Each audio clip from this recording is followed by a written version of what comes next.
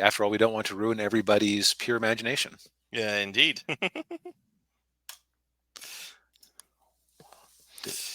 So Wonka, Yes. I don't know what's with this image I found online for it. Timothee Chalamet, discover Yeah, how Willie became Wonk. Wonk. Only in theaters this Christmas. Yes. But yeah, we this is one of those where it's finally come to streaming, and we've been talking about its box office performance for months on end. So I was curious. Yeah, yeah, I was curious too. Even though I'm not a Wonka guy, Yeah, I would say that I've seen the original a handful of times, and I've seen the version with Johnny Depp in theaters.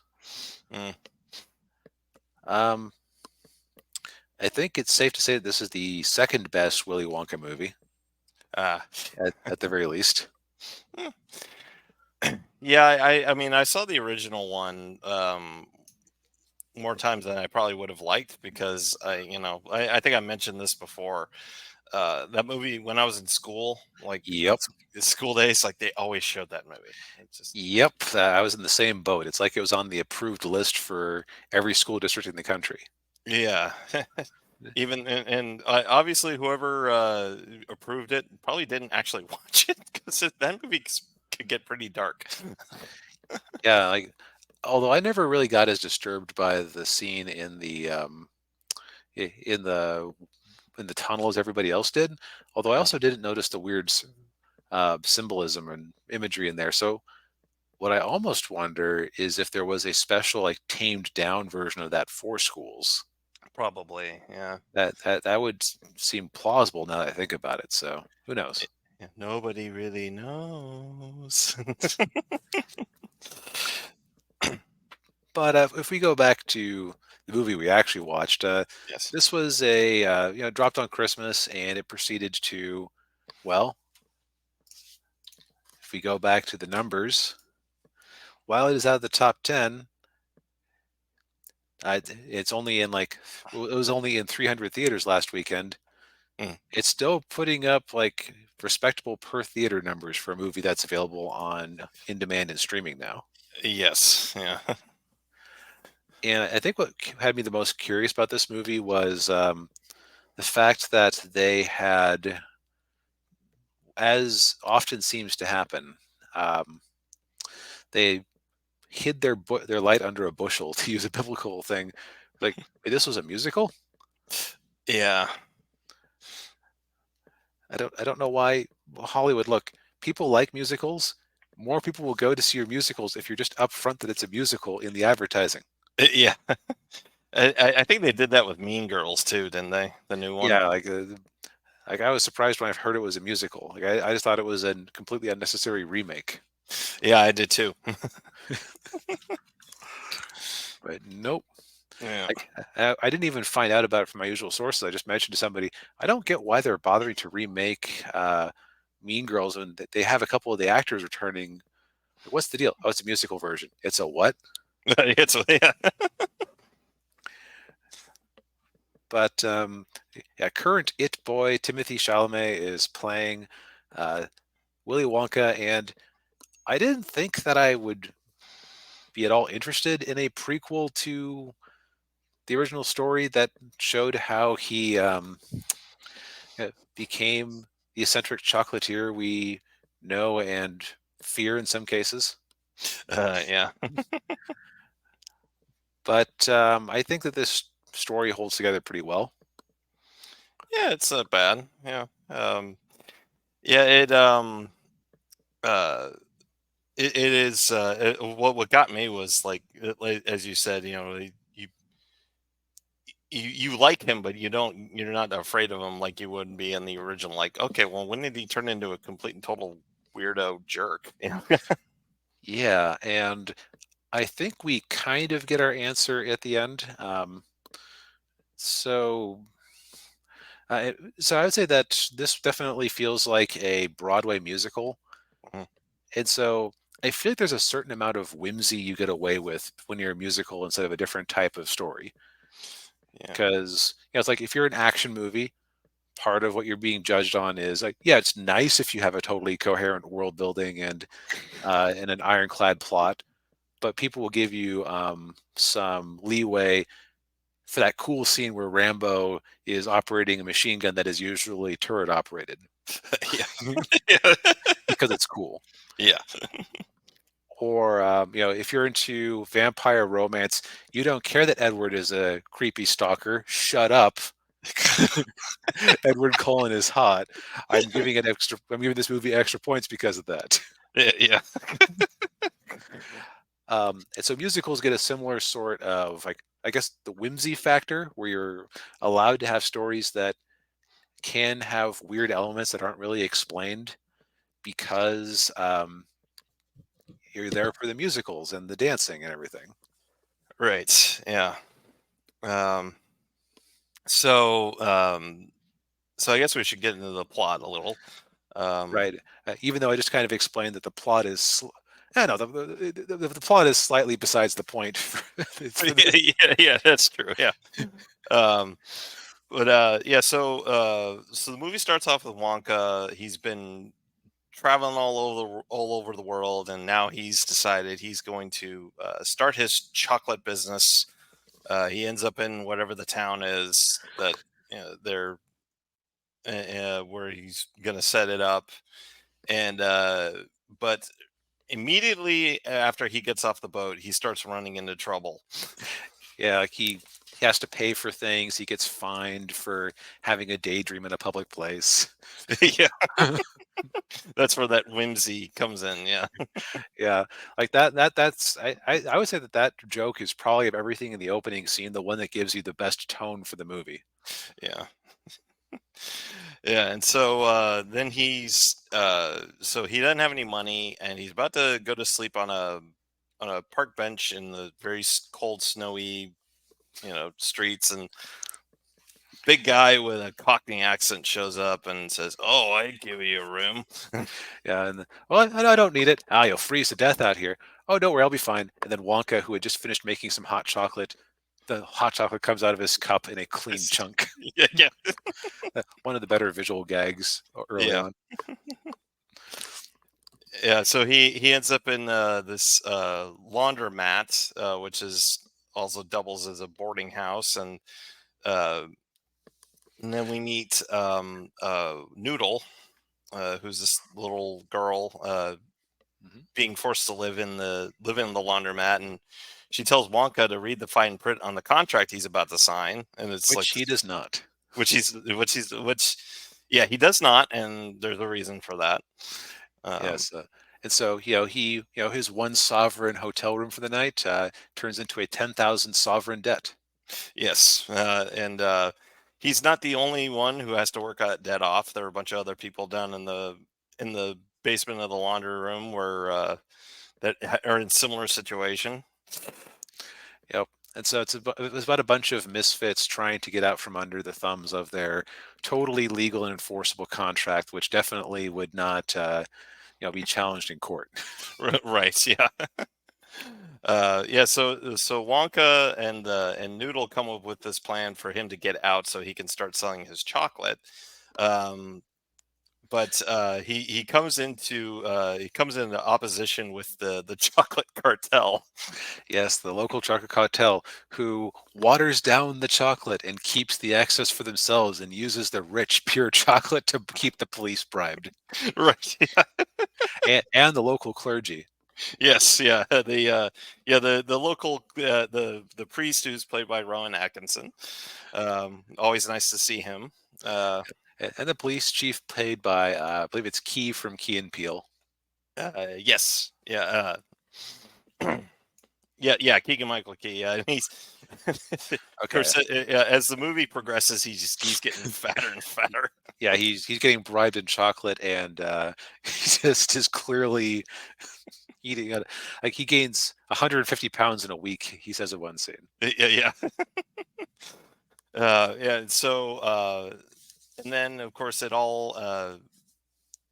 builds up to the point where he works with the other people to get his business going, but then he gets sabotaged, and right. And it's all, and the sabotage is very much in the style of the weird transformations and side effects from the original story.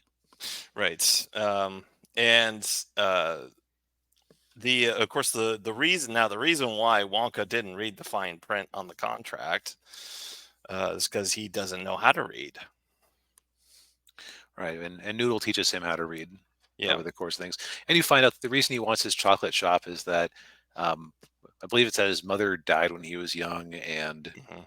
he believes that she had told him something to the effect of, when you have your shop, I'll come to see you.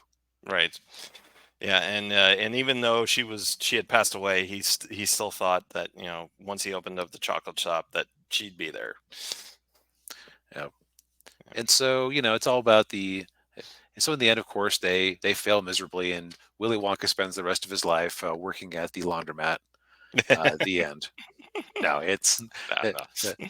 uh, clearly they get their way out of it, but Yeah, and they do get help from a little. Yeah, so his chocolate keeps getting stolen by a little orange guy with green hair. yes. Uh, who played it? Who played the Oompa Loompa again? Hugh Grant. That's right, Hugh Grant. Um, Hugh as the little Oompa Loompa was actually pretty funny. I remember seeing a trailer for this movie, and one of the gags that came off as kind of cringy in the trailer actually worked pretty well in the movie. Which one? The It was like where you kept lowering and raising the chair. Oh yeah, yeah. Like out of context, that just seems kind of trite. In context, it like you've established the uh, the relationship between the two of them, so it kind of fits. Yeah. They made him really small too in this movie. Like he's only like 8 inches tall. Yeah, and the other weird parts of the whimsy factor of the movie, in one scene, they spend a lot of money CGIing up a giraffe because he needs the giraffe milk for the particular type of chocolate he wants to make. Yes, and I can't remember what the deal was with that chocolate. It was It was some sort of special milk chocolate, but he like, uh, um, and I'll say this version of Willie is very anti-stealing. Noodle offers just we can just use some of the milk from this milk. Uh, from this, that the milkman left at the door. It's like, no, first off, that would be stealing. Second off, it needs to be giraffe milk. yeah. And I struggled to think about how you would adapt some of this to the stage.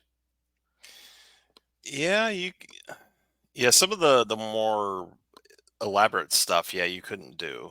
Or it'd have to be like off stage. Right, like you'd have to. I guess you could mock up a giraffe.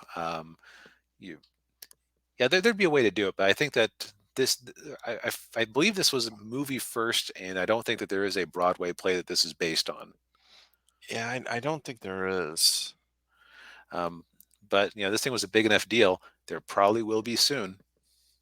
Well, can't be any worse than that thing in Scotland a couple of weeks ago. Yeah, you've now set a floor for Willy Wonka related media. Yeah. Uh, Um, Now, so as far let's get into the acting. Timothy Chalamet actually very good, very relatable. Like you felt for him. yeah. Yeah, he has a certain charm that you don't get in that you didn't see from him in Dune, uh, which I appreciated in this. He is likable. He can play a likable character. Yep. There were a few actors who most everybody had a British accent of some sort. Um, Noodle and the police chief, played by Key, Mm. were kind of notable exceptions. Pretty much everybody was. Yeah, I think that's right. Or was there? I can't remember.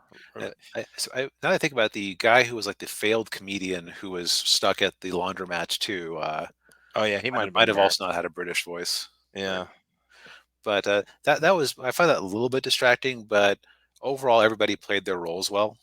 yeah. Um, so, how do you? how would you rate the music, the songs and everything? So I would say that the songs were well performed in my estimation, but it failed the test. And that test is, can I hum or whistle any of the songs that weren't based on the classic music from the 70s movie today? And the answer is, well, no. I can, No. Yeah. like, I remember liking the performances at the time, but the songs didn't really stick with me Mm, because they are kind of that boilerplate Broadway musical style. yeah. Hmm. All right. So yeah, I enjoyed it, but it's not, that part isn't super memorable. I will say there was a song that I kept thinking, are they just not going to use that song in this movie? How could you not use the song in that movie? And they saved it till the very end. Oh, is it the Pure Imagination? Yep.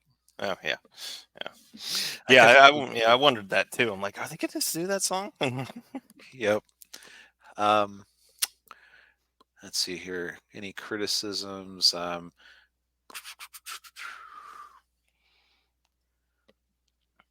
I thought it kind of dragged a little in the middle. Yeah, I can see that. Um, Yeah.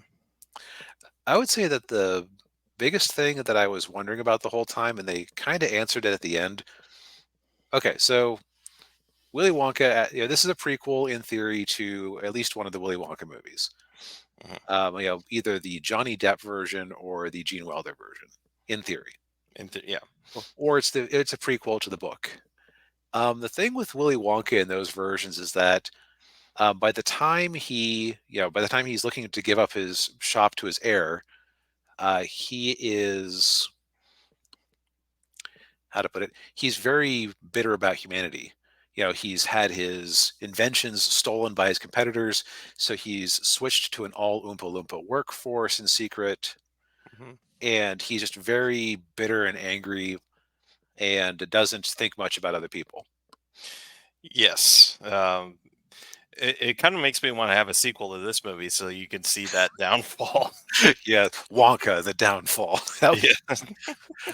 um, and I kept thinking to myself, but he's made all these friends who are clearly working for him, and do they betray him at some point? Do they just move on? And then you find out they do all just move on because at the end they have a song that explains where everybody ended up. Yeah, yeah, like most of them just went back to their old jobs. Noodle went and found her mom. Um, yeah, because I don't want to spoil who Noodle is. Yeah, that's kind of the crux of the movie. Noodle is kind of the stereotypical girl who is the key to everything, Yeah, in a sense. yeah, basically, yeah. Um, but uh, but yeah, then he meets up with Hugh Grant, Oompa Loompa, and that's what he tells him. Oh, I want to make a factory, and I'm going to need a workforce, and yeah, so Yep.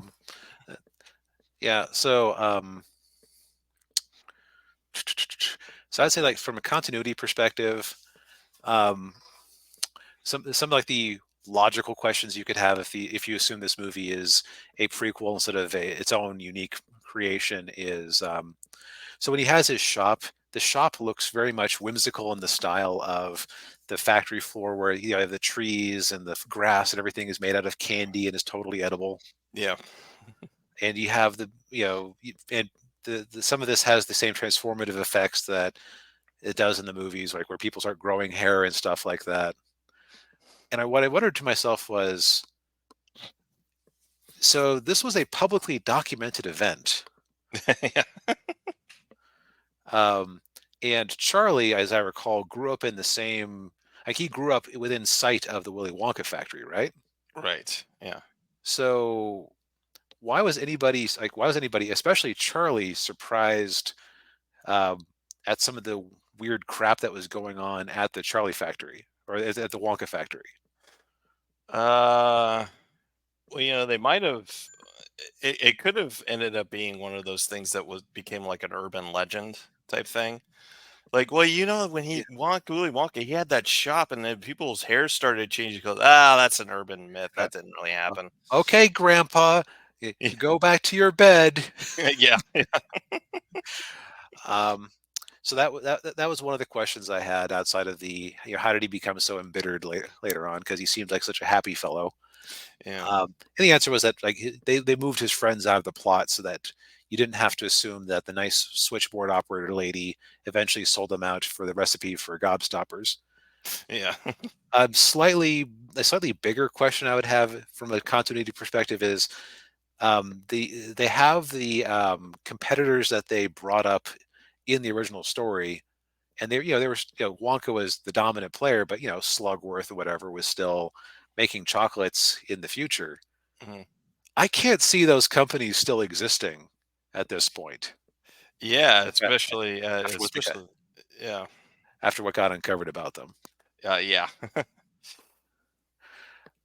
You know what? I'm gonna say a spoiler here, so I think that before I do that, um, Daniel, so I'm more of a musical person than you do, and I find myself recommending this strongly to people who like musicals. What was your take? Um, it's a. I thought it was a entertaining movie. Had a had a good little rags to riches story. And like I said, Timothy Chalamet, I thought was very likable in the character, and it kind of it had an inspiring message to it, which I really liked. As far as like yeah, like the musical part of it, like again, I can't really judge because I don't watch musicals as you just pointed out. Um, but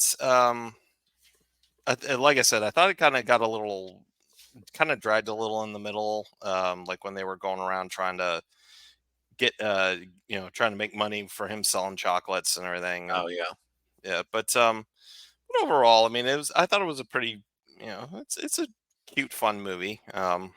It's yeah. I don't think unless you just absolutely hate musicals and whimsy, I don't think anybody's gonna have a bad time watching this. yeah, I think so too. Yeah, yeah.